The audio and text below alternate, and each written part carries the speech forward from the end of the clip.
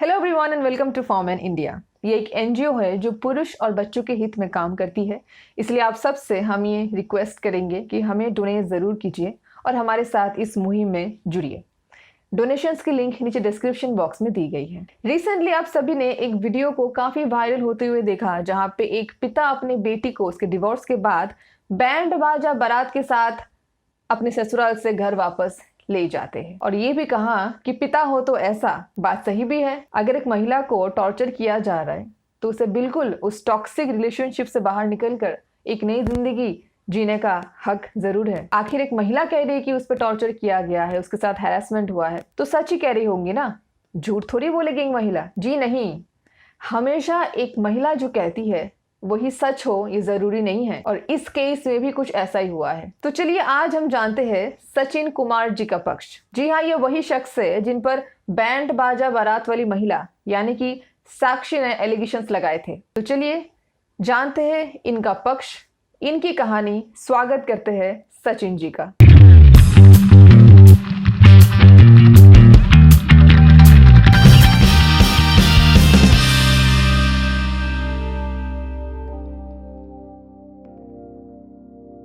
नमस्ते Sachin ji, form an India में आपका नमस्ते। स्वागत है।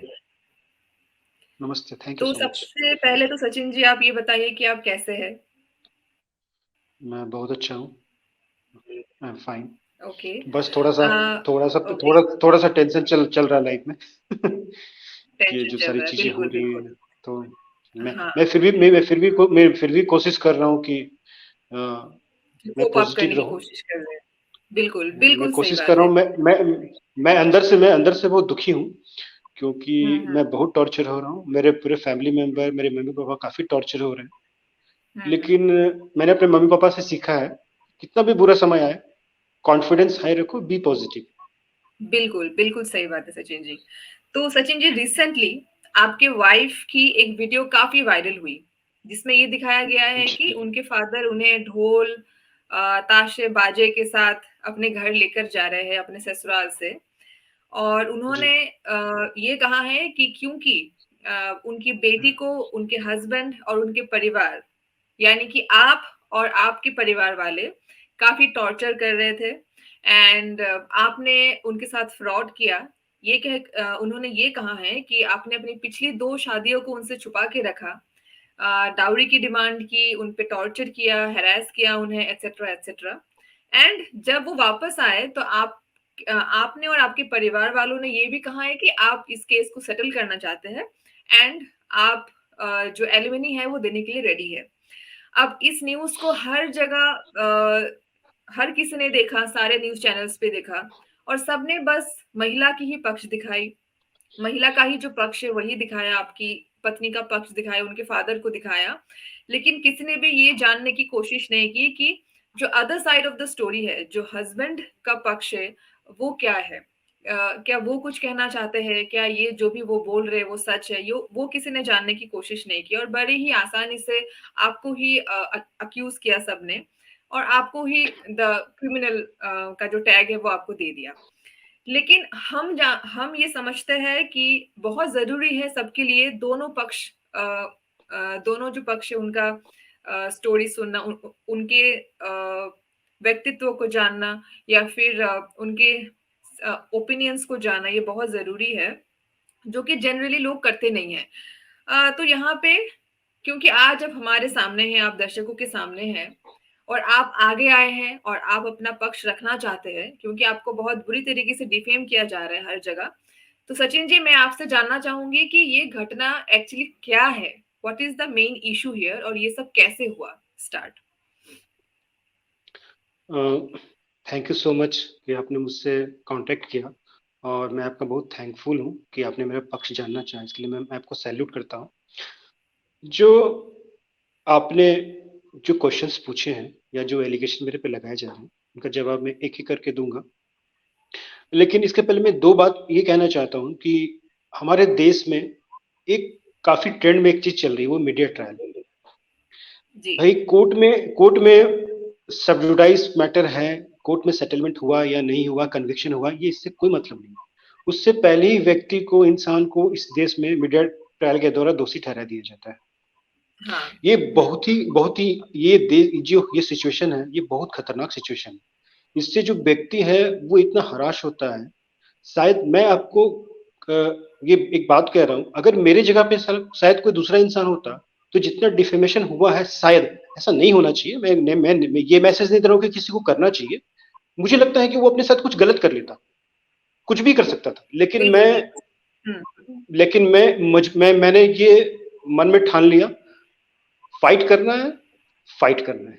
जब मैं सच हूं तो अपनी बातों को सबके सामने रखूंगा।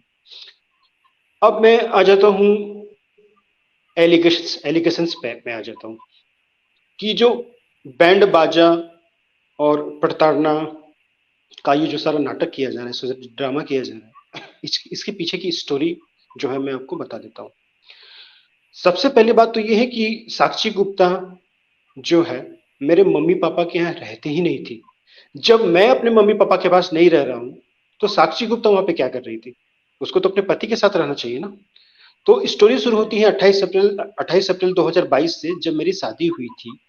शादी होने के बाद से ही हम दोनों, मैं और साक्षी गुप्ता, अलग किराए के मकान में रहते थे। हम लोग अपने मम्मी पापा के यहाँ नहीं रहते थे। ओके। मम्मी पापा का अपना सेल्फ एक्वायर्ड प्रॉपर्टी है।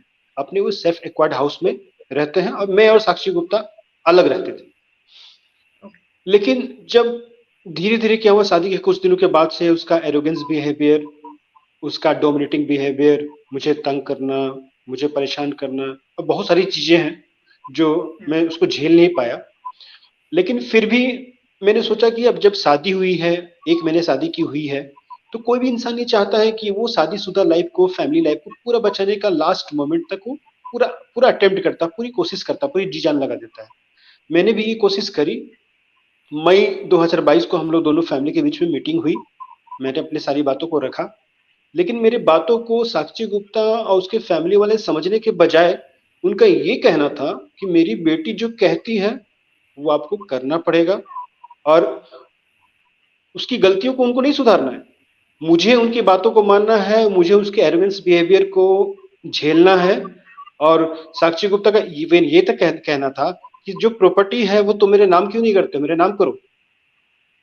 फैमिली से मत मिलो, ओके। मम्मी पापा से मत मिलो, फैमिली से मत मिलो, मम्मी पापा से मत मिलो। अगर हॉस्पिटल में कोई तुम्हारा रिलेटिव एडमिट है तो तुम उसे देखने नहीं जा सकते। तो हम लोग तो एक फैमिली वाले इंसान है ना, एक एक सोसाइटी में रहने वाले इंसान है, तो सबको कैसे छोड़ सकते हैं? और एक बच्चा आपकी जो अरेंज होता है। मैरिज हुई थी सचिन जी? आपकी अरेंज मैरिज हुई थी? यस यस, अरेंज मैरिज हुई थी। ओके। ठीक है। एक्चुअली इसको आप अरेंज कम लव भी कह सकते हो। मैट्रिमोनियल वेबसाइट पे हम मिले, ओके, ओके। इंट्रोडक्शन हुआ, फिर उसको हुँ, फैमिली वाले ने वॉट एवर ओके। जो भी है, आप दोनों कह सकते हो इसको। हुँ, ठीक है। तो मैंने लास्ट मोमेंट तक ये कोशिश किया रिलेशन को बचाने का, लेकिन उनके तरफ से जो उनका एरोगेशन, साक्षी गुप्ता का जो एरोगेंस बिहेवियर था, जो मुझे परेशान करने का जो था, उसका व्यवहार, उसका बिहेवियर, उसमें कोई कमी नहीं आई। तो मैं अंत में इतना टॉर्चर हो गया उससे कि जब वो अक्टूबर अक्टूबर लास्ट वीक में, आई थिंक, जब छठ का टाइम था, वो अपने मैके गई हुई थी और हम दोनों अपने किराए के मकान में रहते थे। वो अपने मैके गई हुई थी। तो जब वो मैके गई हुई थी तो मैंने उसको कॉल किया, फोन किया, और ये बोला कि भाई अब मैं तुम्हारे साथ नहीं रहना चाहता, मैं तुम्हारे साथ नहीं रह सकता। तुम मुझे इतना टॉर्चर करती हो, इस टॉक्सिक रिलेशनशिप में मुझे नहीं रहना है। और मैंने चाबी जो है वो मकान मालिक को दे दिया और मैं वहां से निकल गया। साक्षी गुप्ता आई, चाबी मकान मालिक से ली और फिर अपने मैके चली गई। मैके जाने के बाद साक्षी गुप्ता और उसके परिवार वालों ने और उनके रिलेटिव ने मेरे यहाँ नहीं आके, जहां मैं रेंट वाले आवास में रहता था, मेरे यहाँ नहीं आके, मेरे फैमिली जो है, मेरे मम्मी पापा जो है, मम्मी पापा के घर में वो घुस गए। उनको धमकी देने लगे, तुम्हारा बेटा कहाँ है, उसको निकालो, दिस दैट, बहुत सारा धमकी देने लगे। तो मेरे पापा परेशान होकर उन्होंने थाना को कॉल किया, 100 नंबर पे थाना को कॉल किया। थाना वालों ने दोनों पक्षों को थाना में बुलाया, मुझे भी फोन करके बुलाया गया, मेरा पक्ष जानने की कोशिश की। तो मैंने कहा कि मैं इस लड़की के साथ नहीं रहना चाहता। मैंने कोई डिप्लोमेटिक बात नहीं की, मैंने कोई घुमा फिरा के बात नहीं की। मैंने क्लियर कट कहा कि मैं इस टॉक्सिक रिलेशनशिप में नहीं रहना चाहता, मैं इस लड़की के साथ नहीं रहना चाहता। आप मुझको जेल भेजना है, आप जेल भेज दीजिए, मैं जेल में रहूंगा, मैं लेकिन इस लड़की के साथ नहीं रहूंगा। हुँ, तो थाना का ये वर्षन था, भाई तुमने क्या गलत किया कि तुम्हें जेल भेजे? लड़की पार्टी को भी उन्होंने कहा, लड़की को उन्होंने कहा, उनकी फैमिली वालों को कहा कि लड़का जब नहीं रहना चाहता है तो इसका कानूनी राइट है, आप दोनों कोर्ट जाइए, ये मैट्रिमोनियल डिस्प्यूट है, आप कोर्ट जाइए, अगर आपको कुछ ऐसा लगता है कि आपकी बेटी के साथ गलत हो रहा है या सचिन को भी लगता है कि इसके साथ गलत हो रहा है तो आप दोनों को कोर्ट में जाना चाहिए। तो ये सारी चीजें चल रही थी। और मैं यहाँ पे एक चीज और भी ऐड करना चाहूंगा कि उस लड़की से मैं इतना परेशान था कि 3 सितंबर 2022 को मैंने स्थानीय लोकल सीजीएम न्यायालय में एक इन्फॉर्मेटिव पिटिशन फाइल किया था कि इस लड़की से कितना परेशान हूँ। सबसे पहले मैं कोर्ट गया था। उसके बाद 22 अक्टूबर 2022 को मैंने माननीय प्रधानमंत्री श्री नरेंद्र मोदी को भी एक ऑनलाइन कंप्लेन लिखा था, जो स्टेट गवर्नमेंट के माध्यम से स्थानीय लोकल थाना में आया था और थाना वाला ने मुझे बुलाया था, मेरा पक्ष जानने का कोशिश किया था कि सचिन जी मैटर क्या है, हमें पीएमओ को रिपोर्ट करना है, प्राइम मिनिस्टर ऑफिस को। तो मैंने कहा कि अब तो मैटर सब जुडाइस हो चुका है, तो आप ये लिख के भेज दीजिए कि मैटर सब जुडाइस है, मामला न्यायालय में है। उसके बाद भी इसका जो है टॉर्चरस बिहेवियर कम नहीं हुआ। तब मैंने 28 अक्टूबर 2022 को पुनः अरगोड़ा थाना जो रांची में है वहां पे मैंने एक लिखित शिकायत दर्ज कराई। उसके बाद ये सारी बातें अक्टूबर नवंबर की है। नवंबर से वो अपने मायके में रह रही थी, अपनी मम्मी के यहाँ रह रही थी। वहां पे रहते हुए उसने 386/2022 मेंटेनेंस का केस मेरे पे फाइल किया। 10,359/2022 हम पे क्रिमिनल केसेस फाइल किए, 498A, 406, 323, 504, 34, बहुत सारे आईपीसी सेक्शन जो कि नॉन अवेलेबल है। उसने मेरे और मेरे पूरे परिवार टोटल 10 लोगों पे उसने क्रिमिनल केसेस फाइल किया। 10 लोग इसके बाद मतलब मेरे आपके रिलेटिव्स को भी उन्होंने इंक्लूड कर दिया, जो आपके रिलेटिव्स उनको भी इंक्लूड कर दिया? यस, मैं, मेरा भाई, मेरे पापा, मेरे दोनों बहन, मेरे दोनों जीजा जी, मेरे बुआ, मेरे फूफा जी, मेरे फुआ जी, सब पे उसने केस फाइल किया। उसके बाद उन लोगों ने मुझे भी धमकाने का और बहुत कुछ मुझे करने का, मेरे खिलाफ कुछ किया। मैंने भी उनके खिलाफ कोर्ट में कंप्लेन केस फाइल किया 11,205/2022। मैंने भी साक्षी गुप्ता उनके पूरे परिवार वालों पे मैंने भी केस फाइल किया। इन सारे केसेस में हमारा मीडिएशन चल रहा था। तो अच्छा। ये मीडिएशन चल रहा था, तो मीडिएशन में साक्षी गुप्ता और उनके फैमिली वालों का ये पक्ष था, ये वर्सन था कि now you have to pay 1.15 crore rupees as a one time settlement amount, 1,15,00,000। तो मैंने बोला भाई ये पैसे तो मैं नहीं दे पाऊंगा, ठीक है मुझे शांति चाहिए लेकिन इतने पैसे तो मैं नहीं दे पाऊंगा। भले मुझे केस लड़ना पड़े, मैं केस लड़ूंगा, मैं सच्चा हूं, मैं जीतूंगा, मुझे पूरा विश्वास है, मैं पैसे नहीं दूंगा।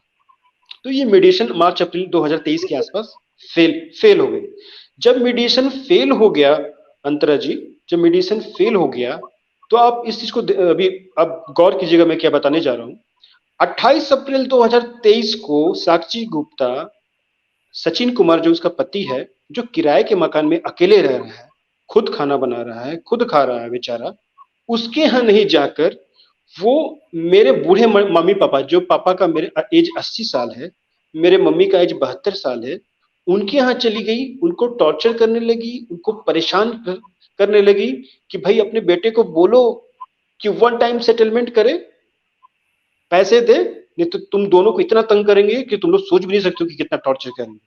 ठीक है, आप बिलीव नहीं करोगे उस समय मेरी क्या सिचुएशन थी, मेरी क्या मानसिक अवस्था थी। मैं रात रात भर सो नहीं पाता था, मैं रोता था, मेरे मम्मी मुझे फोन करके रोने लगती थी, मैं रोने लगता था, मेरे पापा मुझे फोन करके वो रोने लगते थे। हम लोग पूरे फैमिली मेंबर इतना टॉर्चर हो रहे थे कि मैं इन सारी चीजों से परेशान होके, अच्छा एक बात और भी ये भी है कि जब वो मेरे मम्मी पापा के घर में घुसी थी, तो मैं ये हवा में बात नहीं कर रहा हूँ, मेरे पापा ने, मेरे मम्मी ने बाकायदा एसएसपी, एसपी, लोकल थाना, एसडीओ सबके यहाँ लिखित कंप्लेन सीनियर सिटीजन एक्ट के तहत दाखिल किया था कि जब ये अपने मैके में रह रही थी और इसको रहना है तो अपना पति जहाँ रह रहा है वहां पे जाके रहे, मैं भी रांची में ही रहता हूँ, वो अपना पति के जाके यहाँ रहे, हमारे घर में घुस के हमें क्यों प्रताड़ित कर रही है, हम सीनियर सिटीजन हैं, हम बुजुर्ग नागरिक हैं, हमें क्यों प्रताड़ित कर रही है।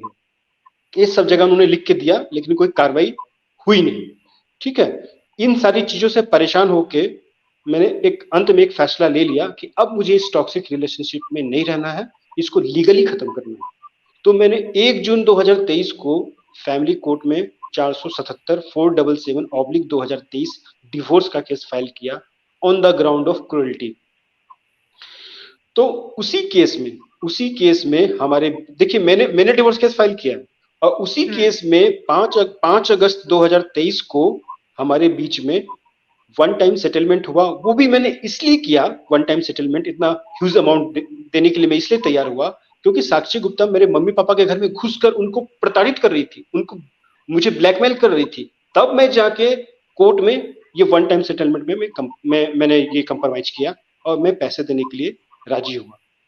मतलब 1 करोड़ जो डिमांड की थी उसने, वो आपने पूरा आप देने के लिए रेडी हो गए पूरा अमाउंट? नहीं 1 करोड़ 15 लाख पे सेटलमेंट नहीं हुआ, सेटलमेंट किसी और अमाउंट पे हुआ, वो भी लाखों में ही है, वो लाखों में ही अमाउंट है, वो भी कम अमाउंट नहीं है, काफी बिग अमाउंट है, ह्यूज अमाउंट है। तो उसके बाद 5 अगस्त 2023 को समझौता हो गया, it's clear. Then why this band बाजा ऑन 15 अक्टूबर 2023? आपने 5 अगस्त 2023 को मेरे साथ कंप्रोमाइज कर लिया, आपको उसी दिन मेरा घर खाली कर देना चाहिए था, मेरे मम्मी पापा का घर खाली कर देना चाहिए था, लेकिन नहीं, आपने ये बोला जब तक मुझे 2 इंस्टॉलमेंट नहीं मिलेगा तब तक मैं तुम्हारे मम्मी पापा का पीछा नहीं छोड़ूंगी, तुम्हारे मम्मी पापा का घर नहीं छोड़ूंगी। पहला इंस्टॉलमेंट मैंने उसको 21 अगस्त 2023 को कोर्ट के माध्यम से दिया। दूसरा, एक इंटरेस्टिंग चीज और भी है कि दूसरा इंस्टॉलमेंट मैंने 11 अक्टूबर 2023 को दिया। अब ध्यान दीजिएगा कि दूसरा इंस्टॉलमेंट मैंने 11 अगस्त 2023 को दिया, लेकिन उसने घर खाली किया 11 अक्टूबर 2023 को दिया, उसने घर खाली किया 15 अक्टूबर 2023 को, 4-5 दिन के बाद। क्यों? क्योंकि ये इनका सारा प्लानिंग था। जब 11 अक्टूबर 2023 को आपको दूसरा किस्त मिल गया, उसी दिन आपको घर खाली कर देना चाहिए था। नहीं, आपने 15 अक्टूबर को ये सारा ड्रामा रचा, सारा नौटंकी किया, सारा ये बैंड बाजा का ये अपने इंतजाम किया और आपने ये दिखाने की कोशिश की कि देखो मैं अपने सास ससुर ससुराल में रहती थी, मुझे प्रताड़ित किया जा रहा था, आज मेरे पापा ने मुझे आजाद कराने के लिए आया है। लेकिन उसके पापा ये नहीं बता रहे हैं कि हमें huge amount one time settlement में मिला है, 2 इंस्टॉलमेंट मुझे मिल गया है, तब मैं अपनी बेटी को यहाँ से बैंड बाजा के साथ ले जा रहा हूँ। पहली बात। दूसरी बात कि जब 5 अगस्त 2023 को कंप्रोमाइज हो गया था, तो आप 15 अक्टूबर 2023 तक वहां पे क्या कर रही थी? पहली बात। और जब कंप्रोमाइज हो चुका है, 5 अगस्त 2023 को, तो क्या उसके बाद कोई इंसान आपको प्रताड़ित करेगा? वो भी 80 साल का बुजुर्ग मेरे पापा और 72 साल की मेरी माँ। मेरे पापा को आप देखिएगा, वो हड्डी के ढांचा है वो। मेरी मम्मी भी आप देखेंगे तो बोलेंगे कि इनके साथ प्रताड़ना हो सकता है, ये किसी के साथ प्रताड़ना नहीं कर सकते हैं, ठीक है। तो ये 5 अगस्त 2023 को कंप्रोमाइज होने के बाद 15 अक्टूबर 2023 का ये सारा बैंड बाजा का ड्रामा हुआ। और अगर आपके साथ प्रताड़ना हो रही थी, आपको टॉर्चर किया जा रहा था, तो कंप्रोमाइज होने के बाद ही 5 अगस्त 2023 को आप घर खाली कर देती। आपने 15 अक्टूबर 2023 2.5 महीने तक आप प्रताड़ना के लिए वेट कर रही थी कि भाई कंप्रोमाइज हो गया अगस्त में, हमको 2.5 महीने तक प्रताड़ित करो, फिर मैं घर खाली करूंगी। नहीं, 2 इंस्टॉलमेंट लेने के बाद आपने घर खाली किया। जब तक पैसा आपको नहीं मिलेगा आप घर नहीं खाली करेंगी। आपका ये था वर्षन। ओके, क्या बताना चाहेंगे कि आपने एक्चुअली में कितना अमाउंट पे किया सेटलमेंट में, कितने अमाउंट में किया? मुझे लगता है ये लाखों में है, लाख्स में है। मैं एक्चुअल फिगर तो नहीं बताना चाहता। अब ओके साक्षी हाँ, क्योंकि मैंने जिसे मिला है जी मैंने एक्चुअली ये इसलिए पूछा कि हर न्यूज आर्टिकल्स में वो एक अमाउंट शो कर रहे हैं सब लोग, तो इसलिए मैं जानना चाह रही थी कि वो एक्चुअली सच भी हो सकता है। Okay understood. I am not denying, मैं डिनाई नहीं कर रहा हूँ। ओके सचिन जी, यहाँ पे ना और एक सवाल मुझे आपसे पूछना है कि उन्होंने एक स्टेटमेंट दिया जहाँ पे उन्होंने ये कहा है कि आपकी पहले 2 शादियां हो चुकी थी एंड आपने वो बात छुपाई, तो इसलिए उन्होंने आपको फ्रॉड कहा है, उस पर भी आप उसके बेसिस पे आप पे केस दर्ज किया, तो ये स्टोरी क्या है? अंतरा जी, मैं आपसे अभी बहुत फ्रेंडली बात करता हूँ। मुझे ये सुन के बहुत अच्छा लगा कि मेरी पहले से 2 शादी हो चुकी थी। तो मैं साक्षी गुप्ता सारे मीडिया बंधु से अनुरोध करता हूं कि वो 2 अबला नारियों को, कि जिनकी दोनों की शादी हुई है, उनकी जिंदगी बर्बाद होगी, प्लीज आप सबसे रिक्वेस्ट है कि वो दोनों लड़कियों को खोजा जाए और उससे सचिन कुमार के सुपुर्द कर दिया जाए, ताकि उनकी जिंदगी बर्बाद ना हो। उनका भरण पोषण पालन पोषण मैं सब करूंगा, उनको पालूंगा। और भाई मैं तो यहाँ अकेले रहता हूँ, मैं खाना भी खुद बनाता हूँ, अपने कपड़े भी खुद धोता हूँ, मैं झाड़ू भी खुद देता हूँ, मैं रूम भी खुद साफ करता हूँ। तो मुझे 2 बीवी अगर बैठे-बैठाए मिल रही है तो किसको बुरा लगता है भैया? वो 2 बीवियाँ मुझे लाके दो। मैं तो मीडिया से बोल रहा हूँ, साक्षी गुप्ता से बोल रहा हूँ कि 2 बीवियाँ मुझे लाके दो। मुझे उसको उनको पालना है, मुझे खाना बनाने में दिक्कत हो रहा है, मुझे कपड़े धोने में दिक्कत हो रहा है, मुझे तो अच्छा है भई, मुझे फिर बैठे-बैठाए 2 बीवियाँ मिल रही हैं। बात ये है अंतरा जी हुँ, कि इसमें इस आरोप में कोई सच्चाई नहीं है। ये सरासर गलत बात है, दुनिया को मिसलीड करने की बात है। अब साक्षी गुप्ता ये तो नहीं ना बोलेगी कि मैं गलत हूँ, इसलिए लड़के ने मुझे तलाक दे दिया। उसको तो लड़के को गलत साबित करना है ना, तभी तो उसके आगे जाके शादी होगी। लड़का गलत साबित हुँ, होगा तब तो उनकी शादी होगी। उनको लग रहा है कि मैं मीडिया के वॉशिंग मशीन में सती सावित्री बन के निकलूं और सचिन का जो है चरित्र हनन करूं। तो मैं साक्षी गुप्ता से पूरे मीडिया बंधु से ये कहता हूं कि साक्षी गुप्ता को और पूरे मीडिया बंधु को ये करना चाहिए कि वो 2 लड़कियों को और जो उनके परिवार वाले हैं, उन दोनों को खोज के मेरे सामने लाया जाए, मीडिया के सामने लाया जाए और उनका स्टेटमेंट लिया जाए। जब मेरे खिलाफ इतना न्यूज़ फ्लैश हो रहा है, तो क्या वो 2 हुँ, लड़कियां उनके परिवार वाले बेवकूफ हैं क्या? जो चुप बैठे हुए हैं? उन दोनों लड़कियों की, उन दोनों बेटियों की ज़िंदगी बर्बाद हो गई है और उनके फैमिली वाले वो 2 लड़के चुप बैठे हुए हैं। मेरे पे भी तक वो आके केस कर देते, मेरे पे एफआईआर हो जाता, मैं अरेस्ट हो जाता, मेरी नौकरी चली जाती, वो 2 लड़कियां आके मेरे बाल नोच लेती, वो दोनों लड़कियां आके मेरा बाल नोच लेती, मुझे कहीं कहीं छोड़ती। लेकिन ये बिल्कुल, बिल्कुल। हुँ, हुँ।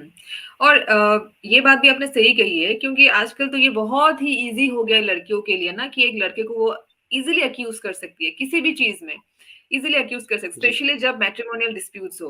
तो अगर आपने 2 शादियाँ पहले की हैं, तो ऑब्वियसली उसे पता तो होगा ना कि वो कौन है वो लड़कियाँ, वो महिलाएँ कौन है, कहाँ रहती है, क्योंकि उसे जब पता चला है तो शी मस्ट बी नोइंग कि वो लोग कौन है। पर उसमें कोई जी। अपडेट उन्होंने नहीं दिया, बस इतना ही उन्होंने कहा है कि मुझे धोखा दिया गया है, तो उन्होंने फ्रॉड किया है। अब सचिन मैं जी जब ये मैं तो मैं अंतरा जी इस पे यही बात कर रहा हूँ कि ये बातें 8-9 महीने से चल रही है। मीडिया में ओके, चल रही हैं, इलेक्ट्रॉनिक मीडिया में चल रही है, प्रिंट मीडिया में चल रही हैं। तो वो 2 लड़कियां सामने क्यों नहीं आ रही? ये हो गई बिल्कुल, एक बिल्कुल। बात। दूसरा बात, जबकि वन टाइम सेटलमेंट आपने कोर्ट में कर लिया है, जब कंप्रोमाइज कर लिया है, तो उसके बाद किसी भी तरह का एलिगेशन कोर्ट अलाउ नहीं करता है। आप किसी तरह का एलिगेशन एक दूसरे पे नहीं लगा सकते जब दोनों पक्षों में कंप्रोमाइज हो चुका है तो। हुँ, हुँ। और बिल्कुल। एक बात है कि आपके एलिगेशंस हैं, किसी कोर्ट में मुझे कन्विक्टेड घोषित नहीं किया है। और मैं एक ओपन माइंड इंसान की तरह आपसे एक बात कर रहा हूँ कि मैंने भी साक्षी गुप्ता पे एलिगेशन लगाया बहुत सारा, उसने भी मेरे पे बहुत सारा एलिगेशन लगाया। तो भारतीय कानून व्यवस्था में हम लोग विश्वास करते हैं, भारतीय न्याय व्यवस्था में विश्वास करते हैं। तो मैं भी साक्षी गुप्ता को दोषी नहीं कह सकता, वो भी मुझे दोषी नहीं कह सकती, क्योंकि कोर्ट ने हुँ, किसी ना मुझे कन्विक्टेड किया है ना उसे कन्विक्टेड किया है। बस बिल्कुल। उसने अपनी स्टोरी बताई है, उसने अपनी जो वन साइडेड स्टोरी बताई है, झूठा एलिगेशन लगाया है, झूठे केसेस किए हैं, उसी को मैं यहाँ पे काउंटर करने के लिए आया हूँ। एक बात। बिल्कुल, दूसरी बिल्कुल। बात, उसने जो मेरे पूरे फैमिली पे केसेस किए थे, 498 ए, 504, 406, 323, 34, 25 जुलाई 2023 को, देखिए समझौता होने के करीब एक मंथ पहले ही कोर्ट ने उस पे कॉग्निजेंसी नहीं लिया, अंतरा जी संज्ञान ही नहीं लिया, और सारे केसेस को खारिज कर दिया इस आधार पे कि सचिन कुमार के फैमिली के खिलाफ कोई भी एविडेंस, कोई मेडिकल रिपोर्ट, कोई साक्ष्य कुछ भी नहीं है, इसलिए मामला नहीं बनता है सचिन कुमार के फैमिली के विरुद्ध में 498 का, और इसको खारिज किया जाता है 9 मेंबर के खिलाफ। दूसरी बात हुँ, कि मेरे खिलाफ उसने जो 406 का केस किया था, 406 का केस किया था, 323 का केस किया था, 504 का केस किया था, उस पे भी कोर्ट ने कहा कि सचिन कुमार के खिलाफ सफिशिएंट एविडेंस नहीं है, ये सारे केसेस को कोर्ट खारिज करता है। तो मैं इसी से कहता हूं, आप इसी से समझ सकते हो कि उस लड़की का स्टेटमेंट वर्सन या वो लड़की के क्रेडिबिलिटी क्या है। मतलब कि आप पे जो उसने 498 ए वगैरह जो केसेस डाले थे, वो सब कोर्ट ने डिसमिस कर दिया है। 406, 323, 504, 498 ये ये जो 4-5 केसेस किए थे, हाँ, उसमें हाँ। 4 सेक्शन केट ने एबोलिश कर दिया है। 498 ए प्रथम दृष्टया बना है, लेकिन उसमें भी तो ट्रायल चला नहीं ना, कुछ ट्रायल तो चला नहीं, खत्म हो गया, कॉम्प्रोमाइज हो गया, कोर्ट ने मुझे कन्विक्टेड तो किया नहीं। हुँ, हुँ। हाँ। और जो एग्ज़ैक्टली। मेरे फैमिली के जो खिलाफ केसेस थे फॉर इंक्लूडिंग 498 ए, मेरे पूरे फैमिली के खिलाफ इंक्लूडिंग 498 ए, उस पर कोर्ट ने कॉग्निजेंस नहीं लिया, उसको खारिज कर दिया। Okay okay. और सचिन जी, जब ये न्यूज काफी वायरल हुई, जब हर जगह वो स्प्रेड हुई सारे सोशल मीडिया हैंडल्स पर, जब उनके फादर ने ही अपलोड की थी फर्स्ट ये वीडियो, तो जब ये हर जगह स्प्रेड हुआ तो आपको शायद लोग कॉल करने लग गए थे या आपको अक्यूज करने लग गए थे हर जगह से। तो उस वक्त की सिचुएशन कैसी थी? आपको किस तरीके के रिएक्शंस मिल रहे थे लोगों से? जो लोग आपको जानते हैं प्लस जो लोग आपको नहीं जानते, दोनों साइड से आपको किस तरीके के रिएक्शंस मिल रहे थे? इसमें तो सबसे पहली बात, मैं लोगों के रिएक्शन बताने से पहले मैं अपना रिएक्शन बताता हूँ। जी। जब ये सारी चीजें आई, ये जब सारी चीजें आई, तो मैंने सोचा कि क्या हो रहा है ये मेरे साथ, ये हो हम्म क्या रहा है। जब मैंने माननीय न्यायालय के ऊपर, कोर्ट के ऊपर ब्लाइंड होके, फेथ करके, भरोसा करके, न्यायालय में भरोसा करके मैंने एक समझौता किया, वन टाइम सेटलमेंट किया 5 अगस्त 2023 को, इस कॉस्ट पे कि मेरे मम्मी पापा, बूढ़े मम्मी पापा को, मेरे पूरे फैमिली को, मुझे अपना ज्यादा चिंता नहीं था अंतरा जी, मुझे फैमिली और मम्मी पापा का चिंता था। जी मैं जी। बाद में, मैं लास्ट में आता हूँ। तो इतना ह्यूज अमाउंट देने के बाद भी ये लड़की और इसके घर वाले मीडिया में जाके मेरे ऊपर एलिगेशन लगा रहे हैं, झूठा आरोप लगा रहे हैं, जो अभी तक कोर्ट में साबित भी नहीं हुआ। आप एक इंसान से लाखों रुपया आप ले रहे हैं as a one time settlement, और उसी को आप बदनाम कर रहे हैं। तो मेरे लिए बहुत शॉकिंग था, बहुत दुखद था। बिलीव नहीं करोगे अंतरा जी, मैं रात भर सो नहीं पाता था। अगर मीडिया में आपके खिलाफ इस तरह की बातें चलती हैं तो आप अंदर से टूट जाते हो। जो आपके मम्मी हैं, जो आपके पापा हैं, जो आपके फैमिली वाले हैं, वो रात भर सो नहीं पा रहे हैं, वो खून के आंसू रो रहे हैं। तो उसको देख के सोचिए मुझे कैसा फील होता होगा। मैं रात रात भर सो नहीं पाता था, लेकिन मैंने फिर भी ये तय किया कि चलो ठीक है भैया, 1-2 दिन की बात है, मीडिया में खत्म हो जाएगा, हम वन टाइम सेटलमेंट हो चुका है, हम लाइफ में मूव ऑन करेंगे। हम लोग मूव ऑन करने में और पीसफुल लाइफ में ज्यादा यकीन करते हैं, मैं मेरे परिवार वाले, कि चलो 1 दिन चलेगा, उसे तमाशा करने दो, नौटंकी करने दो, हमें फिर हम इस चीज में हम मूव ऑन कर जाएंगे। हाँ, लेकिन एक चीज में अच्छी बात ये थी कि मुझे जितने जानने वाले लोग थे, चाहे मेरे डिपार्टमेंट के लोग हों, चाहे मेरे फ्रेंड्स हों, चाहे मेरे रिलेटिव हों, उन्होंने एक लाइन में ये कह दिया कि सचिन ऐसा कर ही नहीं सकता। ये मेरे लिए बहुत सपोर्ट था। और शुरू-शुरू में तो किसी मीडिया वाले ने मुझे कांटेक्ट नहीं किया, मेरा पक्ष लेने की कोशिश भी नहीं की, वन साइडेड न्यूज़ चला दिया। मैं आपका, हम्म अंतरा जी, मैं दीपिका जी का, मैं ज्योति मैम का, और जो जिस जिन जिन लोगों ने मुझसे कांटेक्ट करके मेरा पक्ष लेने का कोशिश किया, मैं आप सबका बहुत तहे दिल से शुक्रगुजार हूँ। और मैं लिटरली ऑन कैमरा सब आप जैसे मीडिया को सैल्यूट करता हूँ कि आपने हमारा पक्ष लिया और सच जानने की कोशिश की। जी सचिन जी, क्योंकि देखिए आजकल ना ये बहुत सारे ऐसे केसेस आ रहे हैं जहां पे, क्योंकि पुरुष है ना, तो हम सोचते हैं कि पुरुष है, उसको क्या ही प्रोटेक्शन की जरूरत है, उसे वो तो गलत ही होगा ना, क्योंकि वो डोमिनेट करता है तो उसने ही कुछ गलत किया होगा, लड़की कोई कभी कुछ गलत नहीं कर सकती, जबकि ये सच नहीं है।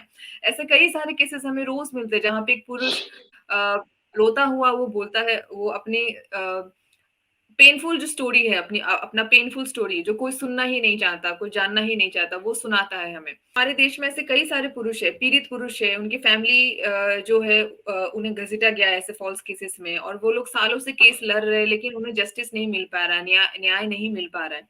क्योंकि हमारा जो जस्टिस सिस्टम है, सो कॉल्ड जस्टिस सिस्टम, जहाँ पे सिर्फ महिलाओं के लिए ही लॉज है एंड पुरुषों के लिए कोई लॉ नहीं है।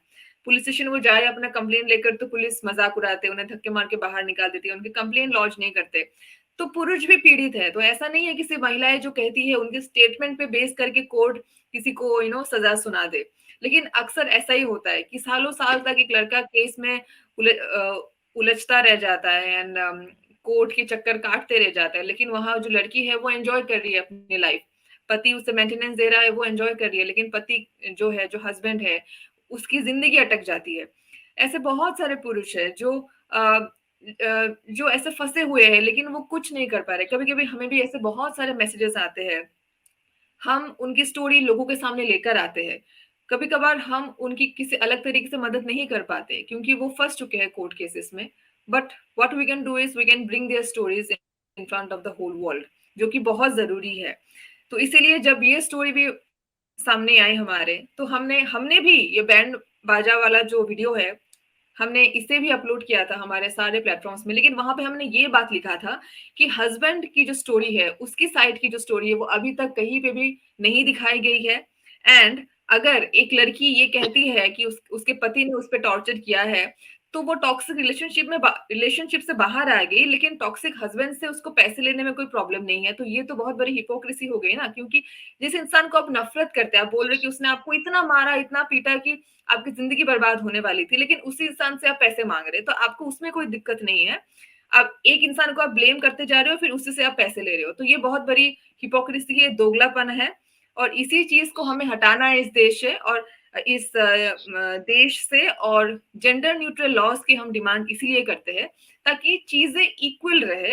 And it's not about a gender, any particular gender, it's about human rights. तो अगर आप जस्टिस सिस्टम की बात कर रहे जी। हैं, तो इक्वली दोनों पक्षों को सुनी जानी चाहिए। ऐसा नहीं है कि महिला ने जो बोला उस पे बेस करके आप अपना वर्डिक्ट दे दे। तो सचिन जी, मैं इस पे मैं जी आपने बहुत अच्छी बात कही। इसमें इसमें एक लाइन मैं ऐड करना चाहूंगा, आप परमिशन जी दे जी तो एक लाइन ऐड करना मुझे जी जी जी देना चाहता बिल्कुल हूँ। बिल्कुल। 498 ए डॉरी एक्ट और जो बहुत सारे कानून हैं, ये महिलाओं के लिए हैं। मैं इसका सपोर्ट करता हूँ, समर्थन करता हूँ, मैं इसका विरोध नहीं कर रहा हूँ। बिल्कुल। लड़कियों को न्याय हम्म। लड़कियों का अगर के साथ गलत होता है तो उनको न्याय मिलना चाहिए। लेकिन बिल्कुल बिल्कुल। सरकार को जुडिशरी को ये भी देखना चाहिए कि ये जो 498 ए है, डॉरी एक्ट है या डोमेस्टिक वायलेंस एक्ट है, इसके मिसयूज के कारण जो हमारा भारत का जो महिला समाज है और जो पुरुष समाज है, उनके बीच में दूरियां बढ़ रही हैं। एग्जैक्टली, बिल्कुल एक दू, सही बात है ये। एक दूसरे के बीच में नफरत बढ़ रहा है। अगर पुरुष समाज के बीच में और महिला समाज के बीच में ये झूठे केसेस के कारण अगर नफरत बढ़ता रहेगा, तो हम भारत में एक आदर्श परिवार कैसे दे पाएंगे? और एक हम आदर्श परिवार नहीं दे पाएंगे तो उस आदर्श परिवार से एक अच्छा बच्चा नहीं निकलेगा, एक आदर्श बच्चा नहीं निकलेगा।